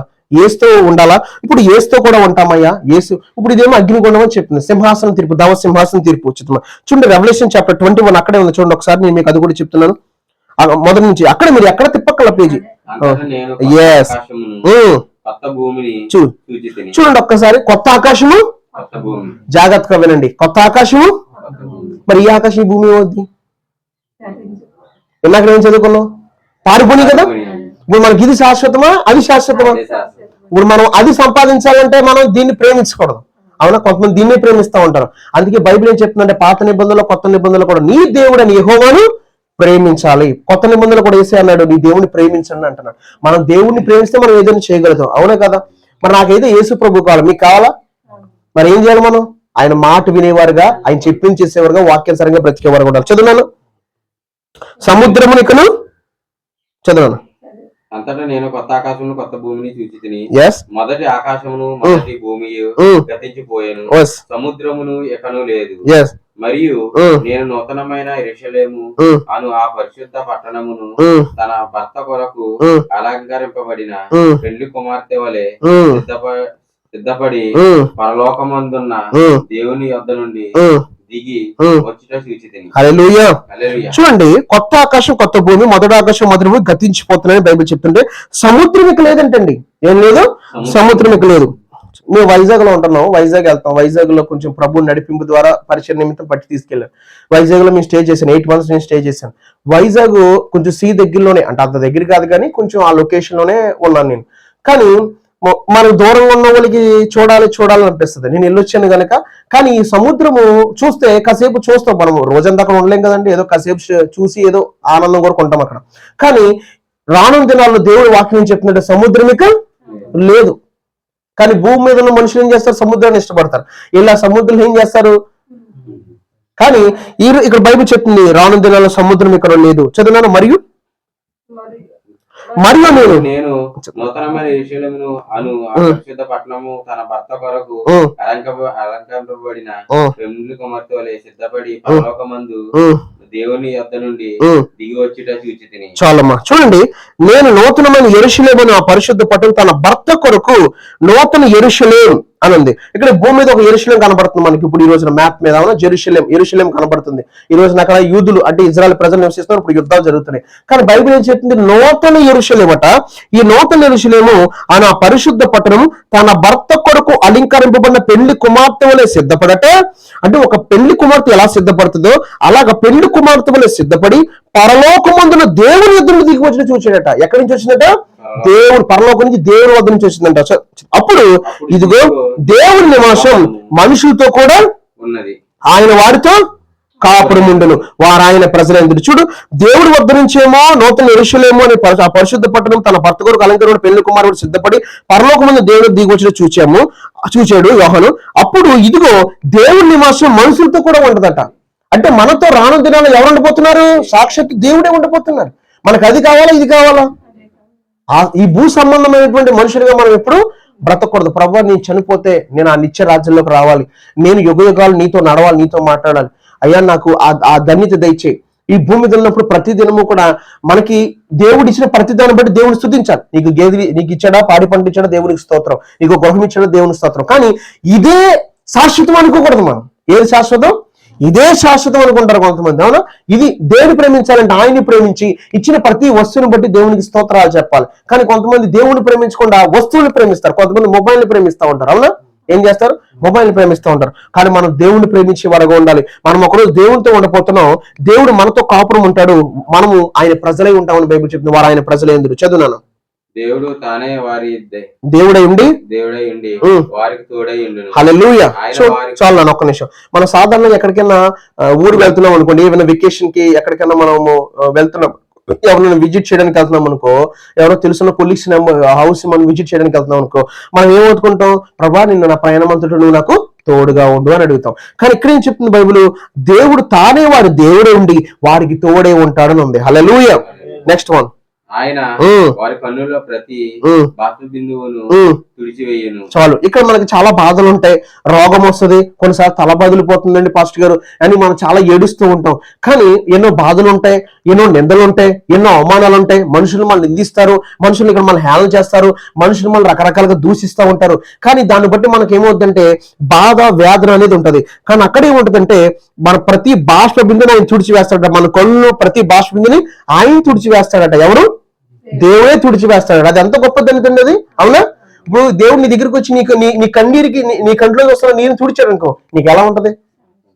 చాలా హ్యాపీగా ఉంటది. ప్రభా నువ్వు వచ్చావా, నువ్వు నా కన్నీరు తుడుస్తున్నావా? అవునే కదా. మనం చాలాసార్లు ఏడుస్తూ ఉంటాం, ఒంటరిగా ఉన్నప్పుడు ఎక్కి ఏడుస్తూ ఉంటాం. ఎవరైనా ఏదైనా ఒక అవమానం, ఎవరైనా ఏదైనా మాట అంటే ఏదైనా అంటే మనం దాన్ని పట్టుకుని బాగా గుర్తు చేసుకుని బాగా ఏడుస్తూ ఉంటాం. అప్పుడు మన దగ్గరికి దేవుడు చూస్తున్నాడు, అయ్యో నా కుమార్తె ఏడుస్తుందని. కానీ రానుతున్నల్లో మన ఆయన వారి కన్ను నుండి ప్రతి బాష్పిందిని తుడుస్తాడు. తర్వాత మరణం ఇక ఉండదు. ఏముండదు? నెక్స్ట్ ఏంటంటే దుఃఖమైన, ఏడుపైన, వేదనను ఇక ఉండదు. హల్లెలూయా. ఏముండదంటండి? దుఃఖం ఉండదట, ఏడుపు ఉండదట, వేదన ఉండదట, ఇక ఉండదు. మొదటి సంగతులు గతించిపోయిన సింహాసనం నుండి వచ్చిన గొప్ప స్వరం చెప్పుట వింటిని. ఇప్పుడు మనకు చెప్పండి, ఏది మనకు కావాలి? ఏది మనకు కావాలి చెప్పండి? ఇది మనం కాపాడుకోవాలి. ఈ రోజు నీ భూ సంబంధంగా జీవించి ఏదో లోక సంబంధంగా బ్రతికి ఈ గొప్పదన్నది చాలా మంది పోగొట్టేసుకుంటున్నారు. చాలా మంది తొందరపాటు నిర్ణయాలు తీసేసుకుని దేవుడు చేసేందాకా ఆగరు, దేవుడి దగ్గర కనిపెట్టరు, దేవుడి దగ్గర ప్రార్థన చేసుకోరు. దేవుడా నీ చిత్తం ఏంటి ప్రభా, అది జరిగించమని అడక్క. లేట్ అయిపోయేలాగా ఉంది. దేవుడి మీద ఆధారపడితే చాలా లేట్ అయిపోతుంది, ఎందుకు మనమేదో ఒక నిర్ణయం తీసేసుకుని మనమే ఏదో చేసేసుకుందాం అని ఈరోజు చాలా మంది బాధపడట్లేదు. వివాహాలు చేసుకుని బాధపడుతున్నారు, ఏమన్నా రకరకాల ప్రాబ్లం ఫేస్ చేస్తున్నారు. దేవుని దగ్గర మనం అడగాలి, ప్రభా నాకు ఏదిస్తే నీకు సంతోషమో, నువ్వు ఏదిస్తే నాకు మేలో, నువ్వు నాకు ఏదిస్తే నేను సంతోషంగా ఉంటానో అది నాకు దయచేయ ప్రభా అని అడగాలి. నీ చిత్తం ఏంటో అది నాకు దయచేయ ప్రభా అని అడగాలి. ఒక ఉద్యోగమే, ప్రభా నేను ఏ ఉద్యోగం చేయాలి, నేను ఏ ఉద్యోగం చేస్తే నీకు మహిమ వస్తుంది, నేను ఎక్కడుంటే నీకు నలుగురికి 4 మాటలు చెప్పగలుగుతాను, ప్రభా నీ చిత్తంలో ఏ ఉద్యోగం ఉందో అది నాకు దయచేయ ప్రభా అని అడగాలి. కొంతమంది నాకు ఈ ఉద్యోగమే కావాలి అంటారు. అందుకే బైబిల్ అంటుంది, వారు కోరిన వారికి ఇచ్చిన వారి ప్రాణం క్షీణత కలుగుతుంది. 106వ కీర్తనలో ఉంది, మన కోరిన ఆ అమ్మాయినే చేసుకుంటాను ప్రభా, నేను ఆ అబ్బాయినే చేసుకుంటాను ప్రభా, నాకు ఆ ఇల్లే కావాలి ప్రభా, నాకు ఆ జాబే కావాలి ప్రభా అని అడుగుతుంటారు. అలా ఎప్పుడు మనం అడగకూడదు. మనం ఎలా అడగాలంటే, ప్రభా నీ చిత్తములో ఏ అమ్మాయి ఉందో ఆ అమ్మాయి మా కుటుంబంలో నడిపించు, నీ చిత్తములో ఏ జాబ్ అయితే ఉందో నాకు ఆ జాబ్ నాకు దయచేసి నువ్వు మహిమ పొందని అడగాలి. హల్లెలూయా. చూడండి మీకు అర్థం చెప్తాను. ఇప్పుడు మీ ఇల్లు ఉందండి, మీరు బాగా చక్కగా దీన్ని రీమోడలింగ్ చేసుకున్నారు. అవునా? రీమోడలింగ్ చేస్తారు, లేదంటే న్యూ కన్స్ట్రక్షన్, కింద కాకుండా పై న్యూ కన్స్ట్రక్షన్. ఇది మీరు న్యూ కన్స్ట్రక్షన్ చేసుకుని చక్కగా మీరు మొత్తం అన్ని రెడీ చేసుకున్నారు. ఎందుకు? భవిష్యత్తులో రేపు మ్యారేజ్ అవుతుంది, లేదంటే సంథింగ్ సో ఇంక ముందు ఏం పెట్టుకుంటామని మీకు ముందుగానే మీరు సిద్ధపరచుకుంటున్నారు. అవునండి కదా? ఎందుకు? ఇప్పుడు మీ మదర్ అయినా మీ ఫాదర్ అయినప్పుడు నువ్వైనా సరే రేపు భవిష్యత్తులో మనకు అవసరం, రేపు మాపు ఒక కాల్ వస్తుంది, రేపు మాపు చిల్డ్రన్స్ ఉంటారు, రేపు మాపు అనేక బంధువులు వస్తారు, అనేక మంది వచ్చి ఉంటారు, మనకంటూ ఉండాలి, మన గృహం బాగుండాలి. నలుగురు చూసినప్పుడు బాగుందండి, ఆ అబ్బాయి బాగానే ఉన్నాడు, గృహం కూడా బాగానే ఉంది, పర్లేదండి మా అమ్మాయిని ఇవ్వచ్చు అని ఆలోచిస్తారు. అవునా కదా? మన దేవుడు ఏం చేస్తాడంటే మన హృదయాన్ని చూస్తాడు. ఏం చూస్తాడు? మన అంతరంగం చూసి నా బిడ్డ మనసు చాలా మంచిది, నా బిడ్డ నీతిగా ఉంటున్నాడు, నా బిడ్డ నమ్మకంగా ఉంటున్నాడు, నా బిడ్డ పరిశుద్ధంగా ఉంటున్నాడు అని చెప్పి దేవుడు బ్లెస్ చేస్తాడు. హల్లెలూయా. ఒకరోజు స్టీఫెన్ పాల్ గారు తెలుసు కదా నీకు, పీజీ స్టీఫెన్ పాల్ గారు. ఆ దైవజనులు ఒక షాప్కి వెళ్ళారు. మేబీ బాగా చిన్న వయసు ఏం కాదు, ఆయన ఇంకా మేబీ మినిస్ట్రీ స్టార్ట్ చేయకముందేమో, కన్ఫర్మ్ చెప్పలేను కానీ ఈ సాక్ష్యం ఆయన జీవితంలో జరిగింది. ఒక షాప్కి వెళ్తే చూస్తే అక్కడ ఏదో కొనుక్కున్నాడు, కొంత అమౌంట్ అయ్యింది అక్కడ. ఆ షాప్ వాడు చూసాడు, చూడగానే జీసస్ సేవ్స్ అని పెట్టాడు అనమాట. అరే జీసస్ సేవ్స్ అంటే ఇతను క్రైస్తవుడా, సరే అని కావాలనే కొంత అమౌంట్ ఎక్స్ట్రా ఇచ్చాడట. ఏం చేశాడు? కావాలని ఇచ్చి, అంటే ఇచ్చాడు, ఇస్తే చూసుకుంటే రే నాకు ఎక్స్ట్రా ఇచ్చినట్టున్నాడు అనుకున్నాడు ఆయన. అప్పుడు 2 ప్రేరేపణలు వస్తున్నాయంట ఆయనకి. ఒకటి, నువ్వు ఇక్కడి నుంచి వెళ్ళిపో. రెండోది, అతనికి ఎక్స్ట్రా ఇచ్చే డబ్బులు ఆ మనీ అతనికి ఇచ్చేయమని. అప్పుడు వెంటనే 2 ప్రేరేపణలు వస్తాయి మనకి ఎప్పుడు కూడా. ఒకటి, అపవాది మాట్లాడతాడు. 2, ఫస్ట్ దేవుడు మాట్లాడతాడు. 2, సెకండ్ వన్ అపవాది. ఎప్పుడు దేవుడు నీతిగా మాట్లాడతాడు, వాక్యానుసారంగా మాట్లాడతాడు. అపవాది ఎప్పుడు లోక సంబంధంగా, పాపం, దేవుడి వాక్యం విరుద్ధంగా మాట్లాడతాడు. మనం ఇప్పుడు గెస్ చేసుకోవాలి. అందుకే ఎప్పుడైతే ఒక ప్రేరేపణలో పడ్డాడు ఏంటంటే ఈ అమౌంట్ ఇచ్చామని, అయ్యా నాకు ఇగోండి అమౌంట్ మీరు అగస్ట్ ఇచ్చారని ఇచ్చేస్తే, లేదు నేను కావాలని ఇచ్చాను, నేను పరీక్షించాను, నువ్వు జీసస్ చేసాను పెట్టావు కదా, యు ఆర్ క్రిస్టియన్, నువ్వు క్రైస్తుడువా, ఓహో క్రైస్తులు ఎలా ఉంటారని పరీక్షించాను, ఓకే బాగా నువ్వు అన్నాడట. ఈ రోజున పెద్ద సేవ చేస్తున్నాడు. అందుకే బైబిల్ ఏమంటుందంటే మిక్కిలి కొంచెం నమ్మకం ఉండి కూడా ఎక్కువలను నమ్మకంగా ఉంటాడు. మనల్ని దేవుడు చూస్తాడండి. పొద్దున్న లేచిన నుంచి మనం ఏం చేస్తున్నాం, ఏం మాట్లాడుతున్నాం, ఫేస్బుక్ ఎంతసేపు గడిపోం, యూట్యూబ్లో ఎంతసేపు గడిపోం, మనం ఎవరితో మాట్లాడుతున్నాం, ఎక్కడ తిరుగుతున్నాం, ఇదంతా చూస్తూ ఉంటాడు దేవుడు. ఎప్పటికప్పుడు డేటా అంతా దగ్గరికి వెళ్ళిపోతూ ఉంటుంది. మనం అనుకుంటాం దైవజనుల్ని దైవజనులు మనము చెప్పలేము, ఎవరు మోసగించ, మనం ఆయనకి చెప్పలేము, చూస్తేనే ఏదైనా నమ్ముతారు, చూస్తేనే ఏదైనా మాట్లాడతారు, పర్లేదులే వాళ్ళకి తెలియదు అనుకుంటాం. కానీ ఎవరికి తెలియకపోయినా ఎవరు తెలుస్తుంది? దేవుడు ప్రతిదీ కూడా చూస్తాడు. అందుకే చూడండి, దావీదు తప్పు చేస్తే ఎవరికి తెలియదు, ఎవరు చూశారు? వెంటనే ప్రవక్తను పంపాడు, నాతాను ప్రవక్తని. వెంటనే అతన్ని శిక్షించాడు. అందుకే ప్రియదేవుని బిడ్డలారా, మన దేవుడు ఎవరంటే సజీవుడైన దేవుడు, జీవము కలిగిన దేవుడు. మనం ఆయనకి నిశ్చయము భయపడాలి. ఏం భయపడాలి? మన నిర్ణయాలు ఎప్పుడు వాక్యానుసారమై ఉండాలి. ఎంత గొప్ప ధన్యత మనం పోగొట్టుకోకూడదు. చూడండి 5వ వచనం, అప్పుడు సింహాసనం వాడు, ఇదిగో సమస్తము నూతనమైనగా చేయుచున్నాను, సమస్తము నూతనంగా అని చెప్తున్నాడు. న్యూ అనేటువంటి వర్డ్ అక్కడ మనకు కనబడుతుంది. నూతనమైనవిగా ఉన్నది. తర్వాత ఇక్కడ చూడండి ఒక చక్కటి మాట కూడా ఉంది. అప్పుడు సింహాసనం వాడు, ఇదిగో సమస్త నూతనమైనగా చేయొచ్చు అని చెప్పాడు. మరియు ఈ మాటలు నమ్మకమును నిజమై ఉన్నావు గనుక వ్రాయము అని ఆయన నాతో చెప్పుచున్నాడు. హల్లెలూయా. ఏమండి, మీరు నన్ను నమ్మండి, మీకు సహాయం చేస్తాను కదా అంటారు, నమ్మమంటారు మనుషులు, కానీ చెయ్యరు. కానీ దేవుడు ఏమంటున్నాడంటే నమ్మకము నిజమై ఉన్నది, ఇవి రాయి గనుక, చూడండి ఈ మాటలో నమ్మకమును నిజమై ఉన్నవి గనుక వ్రాయమని నాతో చెప్పండి. ఇవి నమ్మకం అంటే ఆయన నమ్మకత్వాన్ని కనపరుస్తున్నాడు. నిజమిది, ఇది జరగబోతున్నాయి, వ్రాయి అని ఆయనతో చెప్పాడట. మరి దేవుడు చెప్పింది జరుగుద్దా లేదా? జరగాలని మనం ఆశిద్దామా? ఖచ్చితంగా జరుగుద్ది. దాన్ని ఎవడు ఆపలేడండి. అందుకే భూమి మీద ఇప్పుడు జరుగుతున్నాయి కదా ఈ యొక్క పరిస్థితులన్నీ బైబిల్లో ఉన్నాయి, జరుగుతున్నాయి. దేవుని బిడ్డలారా, ఏది శాశ్వతం కాదు. మీ భక్తే దేవుని దగ్గర చేరుస్తుంది, మీ యథార్థత, మీ పరిశుద్ధత, మీ నీతి. అందుకే మన సహవాసం ఎవరితో ఉంది, మన డిసిషన్స్ ఎలా ఉన్నాయి. మన డిసిషన్స్ కొన్నిసార్లు లోక సంబంధంగా ఉంటాయి. ఎలా ఉంటాయి? లోక సంబంధంగా ఉంటాయి. మన డిసిషన్స్ అన్ని కూడా వాక్యానుసారమై ఉండాలి. మనం ఇతరులకు మాదిరికరంగా ఉండాలి. మనం చూసినప్పుడు దేవుడికి మహిమ రావాలి. అప్పుడు మన బ్రతుకుని బట్టి దేవుడు నీ పిల్లలను కూడా దీవిస్తాడు. గుర్తుపెట్టండి, ఎవరిని దీవిస్తాడు? నెక్స్ట్ నీ బ్రతుకుని బట్టి, నీ క్రియను బట్టి నీ పిల్లలు, వారి పిల్లలను కూడా దేవుడు బ్లెస్ చేస్తాడు. హల్లెలూయా. ఇప్పుడు ఆ సాక్ష్యానికి వస్తున్నాను. నాకు సాక్ష్యంకి వచ్చేటప్పటికి నేను అన్ని కుటుంబంలోంచి నేను రక్షించబడ్డాను. మాది కాపుల కుటుంబం, భయంకరమైన విగ్రహారాధన కుటుంబం మాది. అయితే మా అమ్మగారు ఏం చెప్పారంటే, మా అమ్మగారు క్యారింగ్ అనమాట, ప్రెగ్నెంట్ లేడీ. క్యారింగ్ అంటే గర్భం ధరించినటువంటి ఒక లేడీ. క్యారింగ్ ఈ యొక్క పరిస్థితిలో మా ఊరు దర్శపూర్ అనమాట. దర్శపూర్ అని తాడేపల్లి గూడెం దగ్గర దర్శపూర్ జానీ గారు చర్చి ఉంటుంది అక్కడ, బైబిల్ మిషన్, మీకు గుర్తుందా? అది చాలా ఫేమస్. ఇప్పుడు ఆయన లేరు, ఆయన ఉన్నప్పుడు చాలా ఫేమస్. గవర్నమెంట్ కూడా బస్సులు పెడతా ఉండే, అనేక మంది వస్తున్నారని ఆ నూనె వేస్తా ఉండేవారు కదా టిన్నితోటి, అంత ఫేమస్ అది. ముగ్నూరుపాటి చర్చ్ అంటే చాలా ఫేమస్ అది. అయితే ఆ చర్చ్ పక్క నుంచి మనం లోపలికి వెళ్తే దర్శపూర్ అని మా అమ్మమ్మ గారి ఊరు. అక్కడ మా అమ్మమ్మ గారి ఊర్లో కొంతమంది ఏమంటున్నారంటే, మా అమ్మ 5th మంత్ అనమాట, క్యారింగ్ లేడీ, 5వ నెల అనమాట. ఏమంటున్నారంటే, నువ్వు ఇలాగ ఉన్నావు కదా, నరాల వీక్నెస్ వచ్చింది, మా అమ్మగారు ఒంట్లో బాగాలేదు, నరాల వీక్నెస్. అప్పుడు ఒక దురాత్మ పట్టింది. ఆ దురాత్మ విడుదల పొందేటప్పటికి ఇంకా నరాల వీక్నెస్ లో పెట్టి సిక్ అయిపోయారు అనమాట. సిక్ అయిపోయి ఆ బలహీనతలు అందరూ ఏమంటున్నారంటే, ఈమెమో గర్భవతి, ఈమె ఆరోగ్య పరిస్థితి ఎలా ఉంది కనుక ఈమెకు పుట్టబోయే ఒక కొడుకు ఎలా పడతాడు, ఒక హ్యాండిక్యాప్ గా పడతాడు. తెలుసు కదా, హ్యాండిక్యాప్ అంటే వికలాంగులు, మనం చూస్తాం కదండి. ఈ వికలాంగ పడతాడంటే, ఇప్పుడు ఒక గర్భంతో ఉన్నటువంటి ఒక స్త్రీ దగ్గరికి వెళ్ళి, ఒక ఉమెన్ దగ్గరికి వెళ్ళి, నీకు పుట్టబోయేవాడు ఒక హ్యాండిక్యాప్ గా పడుతున్నాడు అని అంటే వాళ్ళు తట్టుకోగలుగుతారా? భయం వేస్తుంది, అవునా? అలాగే మా అమ్మగారు కూడా భయం వేసింది. అప్పటికే మా అమ్మగారు వాళ్ళ యొక్క తోటుకోళ్ళు ప్రభువుని నమ్ముకున్నారు కనుక, నమ్ముకుంటే చర్చికి వెళ్ళారు. చర్చికి వెళ్తే బైబిల్ మిషన్ జానీ గారి చర్చ్ అనమాట, చాలా ఫేమస్ అనమాట. ఎందుకంటే మాకు ఊహ తెలిసిన తర్వాత కొంచెం చిన్నప్పుడు కూడా తీసుకెళ్తే ఒకసారి వెళ్తే మా అమ్మగారు అందరినీ చూస్తున్నారు, అందరూ ప్రార్థన చేసుకున్నారు. కొంతమంది ఏం చేస్తారంటే సేవకు అప్పగిస్తున్నారు. వెంటనే మా అమ్మగారు ఏమని ప్రార్థన చేశారంటే, అయ్యా నా కొడుకు కాళ్ళు చేతులు బాగుండి అందంగా పుడితే వాడిని సేవ చేసుకుంటాడు అని ప్రార్థన చేసిందట. హల్లెలూయా. అదొక మొక్కుబడి.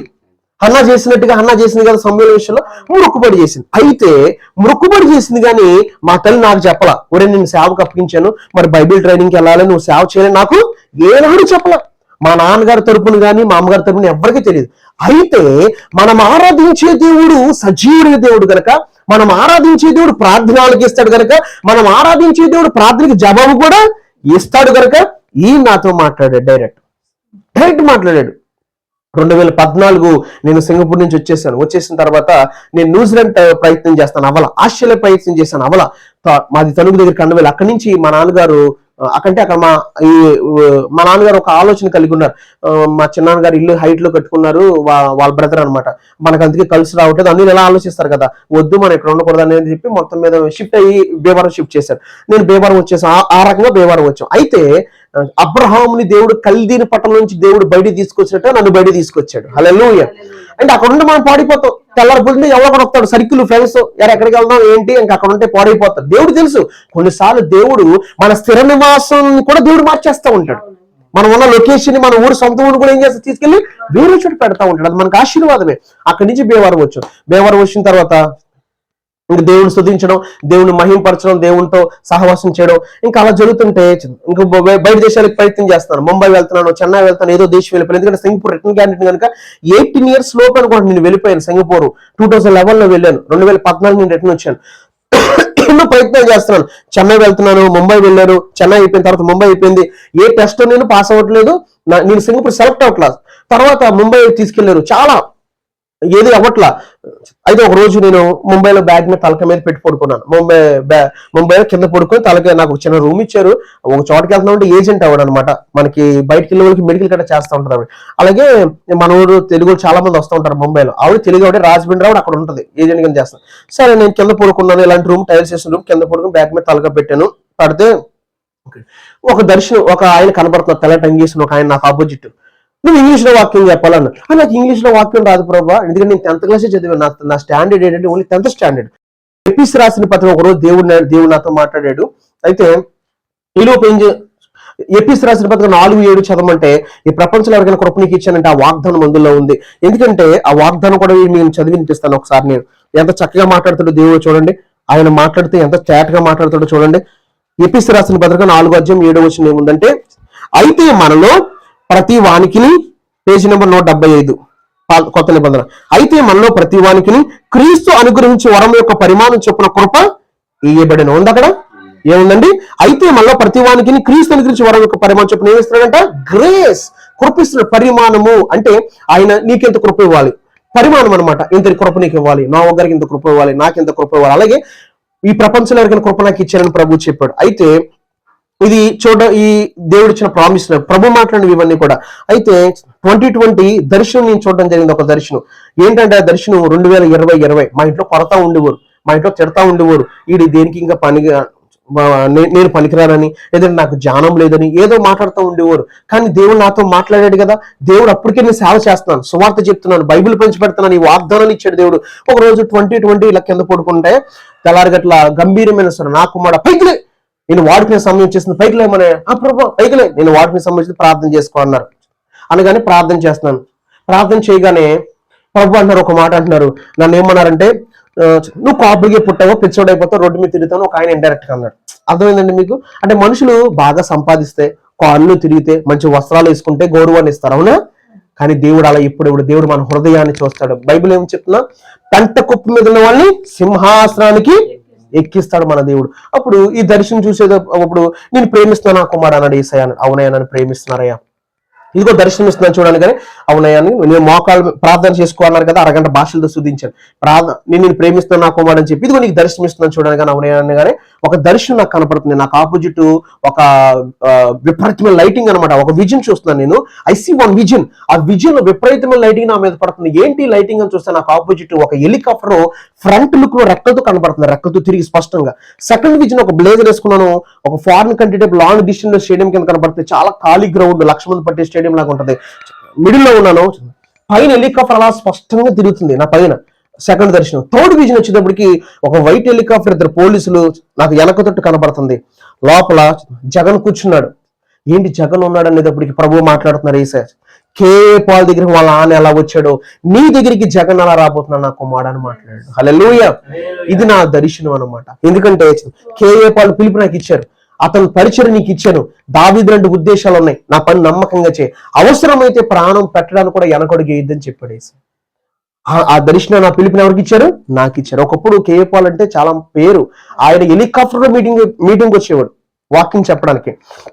లక్షల మంది. ఇప్పుడు భీమవరం లోదరన్ హై స్కూల్ లో 2 సార్లు మీటింగ్ పెట్టాడు ఆయన. 2002లో 5 హెలికాప్టర్లు వచ్చినాయి అంట. ఎన్ని వచ్చినాయి? అప్పుడే జిఎంసి బాలయోగి చనిపోయాడు అనమాట.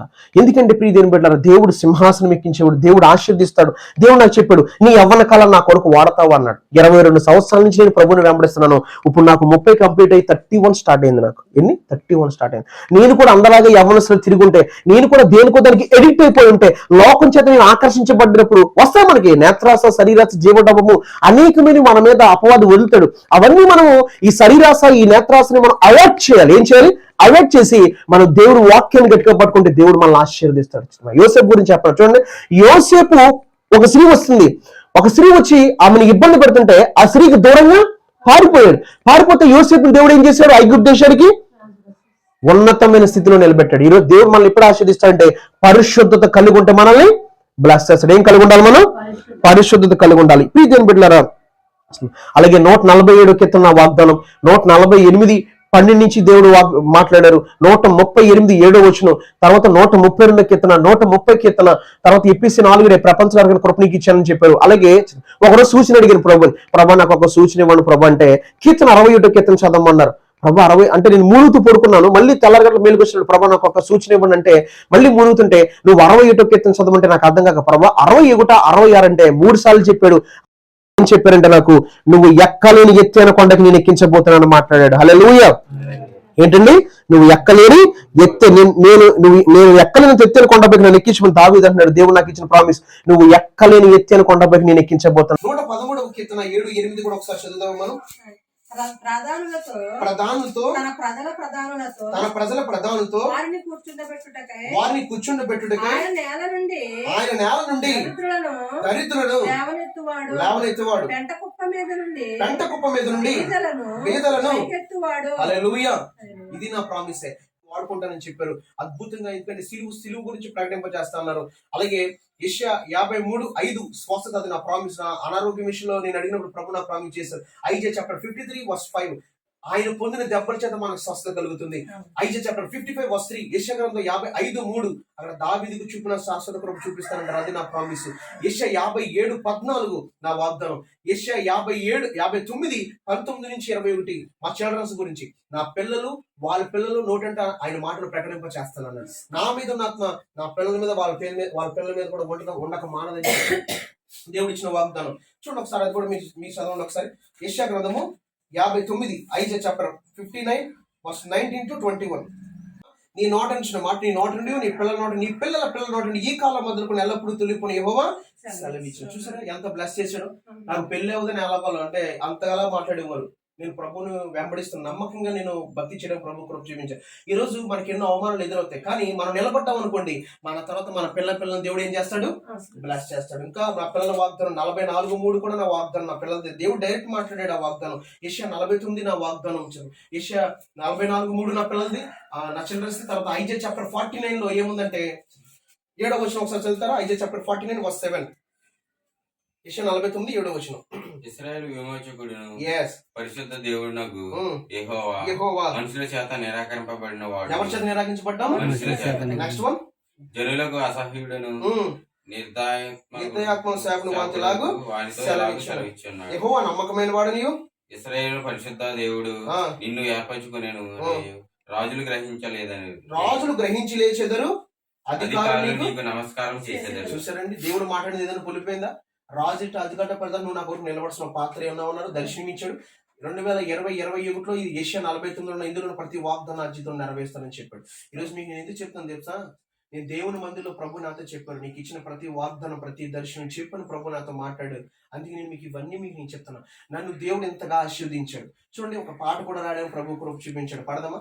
దీనుడైన నన్ను ఆశీర్వదించిన యేసయ్యా, ఎక్కలేని కొండకు ఎక్కించిన యేసయ్యా, దీనుడైన నన్ను ఆశీర్వదించిన యేసయ్యా. ఇలాంటి పాటలు కొన్ని రాయడానికి ప్రభు కృప చూపించాడు. ప్రీతిని పెట్టాలని నేను మీకు చెప్తున్నాను, దేవుని ప్రేమ చాలా గొప్పది. అవమానాలు వస్తున్నాయా, నిందలు వస్తున్నాయా, బాధలు వస్తున్నాయా, ఓపుకు పడితే దేవుడు గొప్ప వాటిని మన జీవితంలో చేస్తాడు. హల్లెలూయా. ఏం చేస్తాడు? గొప్ప వాటిని మన జీవితంలో చేస్తాడు. మనకి లేట్ అయ్యే కొద్దీ దేవుడు గొప్ప కార్యం చేస్తాడు. మనం కృంగిపోకూడదు, మనం ప్రార్థన చేసుకోవాలి, బైబిల్ చదువుకోవాలి, దేవునితో పెనుగులాడు. యాకోబు అన్నాడు కదా, నన్ను ఆశీర్వదిస్తే కానీ నేను నిన్ను విడిచిపెట్టను, నన్ను ఆశీర్వదించు. దేవుడు అన్నాడు, నీ పేరేంటి? యాకోబు. నీ పేరు యాకోబు, అది ఇక్కడి నుంచి ఇజ్రాయేలే. ఇజ్రాయేల్ నీ పేరు. అంటే ఇజ్రాయేల్ అంటే అర్థం ఏంటి? దేవునితోను మనుషులతోనూ పోరాడి గెలిచాడట. ప్రీతిని పెట్టారు. మనం కూడా ప్రార్థనలో మనం పోరాడాలి దేవునితో. ప్రభా జ్ఞాపకం చేసుకోండి, ఎప్పుడైతే మనం ప్రార్థన చేస్తామో జరగాల్సిన కార్యాలు దేవుడు చేస్తాడు. ఈ రోజున దేవుడు నమ్మకమైన దేవుడు. నచ్చండి, నా వాగ్దానాలు, నా దర్శనాలన్నీ కూడా మీకు నేను షేర్ చేసుకున్నాను. అందుకే దేవుడు కృపను బట్టి దేవుడి నామానికి మహిమ కలుగుగా. హల్లెలూయా. అందుకనే ప్రతి వాగ్దానము దేవుడిచ్చింద నాకు, ప్రతి దర్శనము దేవుడిచ్చింద నాకు. అయితే ఇర్మియా గ్రంథం 1వ అధ్యాయం నా వాగ్దానము, తర్వాత హబకుకు 2-3 మాట్లాడి బలపరిచారు. ఇంకొక చిన్న వాక్యం చెప్పి నేను ముగించబోతున్నాను. 1 రాజులు 17వ అధ్యాయం. 1 రాజుల గ్రంథము 17వ అధ్యాయం. చిన్న వాక్యం చెప్పి నేను ముగించబోతున్నాను. 17వ అధ్యాయం. First king chapter 17. అంతటా గిలాదు కాపురస్తుల 8వ వచనం. అంతటా యెహోవా వాక్కు అతనికి ప్రత్యక్షమై ఇలాగు సెలవిచ్చెను, నీవు సీదోను పట్టణ సంబంధమైన సరేపతు అను ఊరికి పోయి అచ్చట ఉండుము. నిన్ను పోషించుటకు అచ్చటనున్న యొక్క ఎదువరాలికి నేను సెలవిచ్చి తిని. అందుకు అతడు లేచి సారేపాతులకు పోయి పట్టణం గమని యొద్దకు రాగా, ఒక విధవరాలు అచ్చట కట్టెలు వేరుచుండుట చూచి ఆమెను పిలిచి, త్రాగుటకే పాత్రతో కొంచెం నీళ్లు నాకు తీసుకురమ్మని వేడుకొనెను. ఆమె నీళ్లు తేబోచుండగా అతడు ఆమెను మరలా పిలిచి, నాకు ఒక రొట్టె ముక్కను నీ చేతితో తీసుకుని రమ్మని చెప్పాను. ఒకసారి ఇక్కడ చూస్తే యెహోవాకు అతను ప్రత్యక్షంగా అతను ఒక ప్రొఫెట్. అతను సీదోను పట్టణ సంబంధం సారేపతు అనే ఊరికి పోయి అక్కడ ఉండమని దేవుడు మాట్లాడుతున్నాడు ప్రాంతంతో. ఇతను వెళ్ళిన తర్వాత నిన్ను పోషించడానికి అసలు ఒక విధవరాలకి సెలవిచ్చిండు. మనం ఏమనుకుంటాం, దేవుడు పిలిస్తే మంచి రిచ్ పీపుల్ దేవుడు ఆజ్ఞాపించడము. ఈ ఊర్లో మంచి రిచ్ పీపుల్ ఎవరండి? డూప్లెక్స్ హౌస్ ఉంది, వాళ్ళకి పలానా కార్స్ ఉన్నాయి, పలానా క్రేటా కార్ ఉంది, మంచి రిచ్ పర్సన్ అండి, అలాంటి ఇంట్లో మనం దేవుడు పెడుతున్నాడేమో అనుకుంటారు. కానీ దేవుడు ఎవరింటికి వెళ్ళమంటున్నాడు? ఒక విధవరాలు ఇంటికి వెళ్ళమంటున్నాడు. విధవరాలు ఇంటికి వెళ్ళమే కాదు, కానీ ఒక విధవరాలకి నేను సెలవిచ్చాను అంటున్నాడు. అంటే అతను పోషించబడ్డానికి ఎవరికి దేవుడు సెలవిస్తున్నాడు? ఒక విధవరాలకి. దేవుడు చేసే కార్యాలు ఎప్పుడు కూడా ఇలాగే ఉంటాయి. ఎందుకంటే దేవుడు తన శక్తిని, తన మహిమని చాటుకుంటాడు. ఇదే ఏలియాకి కాకుల ద్వారా ఆహారాన్ని పంపించాడు. కాకులు ఎక్కడైనా ఆహారం పట్టుకెళ్తాయా? అది దొరుకుతుందో తినేస్తాయి కదా, మరి ఎలా పట్టుకెళ్ళి ఇచ్చింది? అదే దేవుడి శక్తి. అది మనకు నేర్పుతున్నాడు. చూసావా, నేను ఆజ్ఞాపించాను అనుకో, కాకులే లోపడ్డాయి కదా. నీ జీవితంలో ఏదైనా చేయాలంటే నేను చేయలేనా? చేయగలుగుతాడు. ఎండిన నేలను కూడా ఆయన ఫలింప చేసే దేవుడు. చూడండి అక్కడ ఏముందో చూద్దాం. అక్కడ అప్పుడు సెలవిచ్చేది 10వ వచనం. అందుకు అతడు లేచి సారిపతులకు పోయి పట్టణపు గమనిద్దకు రాగా, ఒక విధవరాలు అతడు కట్టెలు ఏరుకుంటూ చూచి ఆమెను పిలిచి, త్రాగుడికే పాత్రలో కొంచెం నీళ్లు నాకు తీసుకుని రమ్మని వేడుకొను. ఆమె నీళ్లు తేబోచుండగా అతడు ఆమె మరలా పిలిచి, నాకు ఒక రొట్టె ముక్కను నీ చేతిలో తీసుకుని రమ్మని చెప్పాడు. అందుకు ఆమె, నీ దేవుడని యెహోవా జీవముతోడు, తొట్టులో పట్టుడు పిండియు బుడ్డలో కొంచెం నూనెయు నా వద్దన్నవే గాని అప్పు ఒకటి కూడా లేదు. మేము చావక ముందు నేను ఇంటికి పోయి వాటి నాకును నా బిడ్డకును సిద్ధము చేసుకునే వాళ్ళని కొన్ని పొలాలు ఏరుకుంటకు వచ్చి తినాను. అప్పుడు ఏలియా ఆమెతో ఇట్లను, భయపడవద్దు, పోయి నీవు చెప్పినట్లు చేయము. దైవజనుడు చెప్పినట్టు చేసినప్పుడు ఆమె జీవితం బాగుపడింది. దైవజనుడు అంటే దేవుని చేత ఏర్పాటు చేయబడ్డవాడు, దేవుని ప్రతినిధి. ఈ దైవజనుడు ఎప్పుడైతే దేవుడు చిత్తానుసారంగా చెప్పినప్పుడు, నేనైనా సరే ఎవరు మీ ఇంటికి వచ్చిన పాస్టర్స్ బైబిల్ వాక్యానుసారంగా మీకు ఏదైనా చెబితే అది మీరు చేసినప్పుడు మీరు ఆశీర్వదించబడతారు. అందుకే ఏం చేయండి, అప్పుడు ఏలియా ఆమెతో ఇట్లను, భయపడవద్దు, పోయి నీవు చెప్పినట్లు చేయము.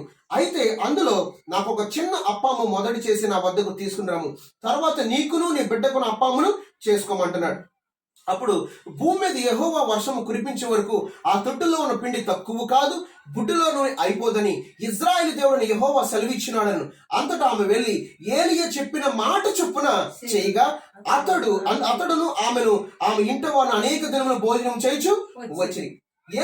యెహోవా ఏలియా ద్వారా సెలవిచ్చిన ప్రకారము తొట్టులో ఉన్న పిండి తక్కువ కాలేదు, బుడ్డులో ఉన్న నూనె అయిపోలేదు. ప్రియ దేవుని సంగమా, దీని నుంచి మనం ఒక అద్భుతమైన పాట నాకు దేవుడు చెప్పడం, అందుకు ఇది కూడా రాసింది. ఫస్ట్ కింగ్స్ చాప్టర్ 17 మనము ఈ యొక్క పరిస్థితి మనం చూస్తాం. అయితే దేవుడు మాట విని దైవజనుడు లోపడ్డాడు. దేవుడి మాటకు లోపడి దైవజనుడు ఎక్కడికి వెళ్ళమంటే అక్కడికి వెళ్ళాడు. దైవజనుడు మాట విని సారెపతి విధవరాలు చేసింది. వాళ్ళిద్దరి జీవితాల్లో కూడా దేవుడు చెప్పింది జరిగిందా లేదా? ఇప్పుడు దీని ద్వారా మనం ఏం నేర్చుకోవచ్చు అంటే, దేవుడికి అసాధ్యమైనది ఏది లేదు. ఫస్ట్ మనం దేవుని మాట వినాలి. దేవుని మాట విని దేవుడు ఏం చెప్పాడో మనం అది చేసేవారుగా ఉండాలి. అప్పుడు మన జీవితాల్లో ఏం జరగాలో, ఏ అద్భుతాలు జరగాలో, ఏ మిరాకిల్ జరగాలో, మనకి ఏ బ్రేక్ త్రూ ఇవ్వాలో, మన జీవితంలో ఏ కార్యము జరగాలో దేవుడు చేసే దేవుడు ఏమన్నాడు. మనం నమ్ముదామా? మరి మోకరించి ప్రార్థన చేసుకుందామా? సారేపతి విధవరాల జీవితంలో కార్యాలు చేసినట్టు మన జీవితాల్లో కూడా చేస్తాడు. మరి దేవుని దగ్గర కనిపెడదామా? మోకరించి ప్రభా అడగండి. మీరేమైనా మోకరించి అడగండి. ప్రభా నా జీవితంలో కూడా కార్యం చేయండి అని అడగండి. ప్రభా నువ్వు తప్ప వేరే దిక్కు లేదు, నువ్వు తప్ప వేరే సహాయకుడు లేడు. ప్రభా నా జీవితంలో ఏది చేసినా ఎవరు చేయాలి? తండ్రి, కుమార, పరిశుద్ధాత్మమైన దేవుడు చేయాలి. దేవుడు పెంటపప్పు మీద ఉన్న మనుషుల్ని పైకిత్తాను, లేవనెత్తాను అంటాడు. ప్లీజ్ ఏం పెట్టారా, మనం బిలీవ్ చేయాలి. మన కొన్నిసార్లు మన సర్టిఫికెట్స్ ఉంటాయి, అవి మనకి సహకరించకపోవచ్చు, కానీ మనం దేవుడి మీద ఆధారపడితే దేవుడు మనకి ఆధారం లేని చోట ఆధారాన్ని కలగ చేసే దేవుడు. హల్లెలూయా. అందుకే దేవుడిని గట్టిగా నమ్మికుస్తామా? దేవుడి మీద నమ్మికుస్తాం. బైబిల్ చెప్తుంది, నేను ఆయన నమ్మికుంచాను, నాకు సహాయం కలిగిన. ఎవరైనా నమ్మికుంచాడట? దేవుడి మీద. మోకరించిన ప్రార్థన చేసుకుందాం. మోకరించండి. భారం కలగండి. మీతో ఏ విషయాల్లో దేవుడు పరిశుద్ధాత్మ మాట్లాడారో, మీకు ఏం అర్థమైందో, ఏమర్థమైందో దాని నిమిత్తం ప్రార్థన చేసుకోండి. ప్రభు ఈ రోజు పరిశుద్ధాత్మతో నీతో నాతో ఏం మాట్లాడాడో దాని నిమిత్తం గోచాడండి, దాని నిమిత్తం ప్రార్థన చేయండి. మొట్టమొదటిగా జోసెఫ్ ప్రార్థన చేస్తాడు, తర్వాత వాళ్ళ అమ్మగారు ప్రార్థన చేస్తాడు. ముందు మీకు మీరు ప్రార్థన చేసుకోండి. దేవుని దగ్గర అడగండి, ప్రభా ఈ రోజు నాతో చాలా విషయాలు మాట్లాడు. ఏం మాట్లాడాడు దేవుడు? నీకు ఏం అవసరమో దేవుడు చెప్పాడు. నీకు ఏం అవసరమో దేవుడు మాట వింటావా? దైవజనుడు దేవుడి మాట విన్నాడు. సారేపతి విధవరాలు దేవుని మాట పట్టుకుని దైవజనుడు చెప్పినప్పుడు ఆ దైవజనుడు చెప్పినట్టు చేసింది. అందుకే వాళ్ళ జీవితాల్లో అద్భుతాలు జరిగాయి, వాళ్ళ జీవితంలో కార్యాలు జరిగాయి. ఈ రోజు నీ జీవితంలో ఏం జరగాలంటే, ఏం జరగాలన్నా అది దేవుడే చేయగలడు. మరి దేవుడు చేయాలంటే నువ్వు దేవుని మాట వినాలి. దేవుని బిడ్డలారా, మనం దేవుని మాట వినేవారుగా ఉంటే ప్రభు మనల్ని ఆశీర్వదిస్తాడు, మనల్ని జ్ఞాపకం చేసుకుంటాడు. హల్లెలూయా. ప్రార్థన చేసుకోండి.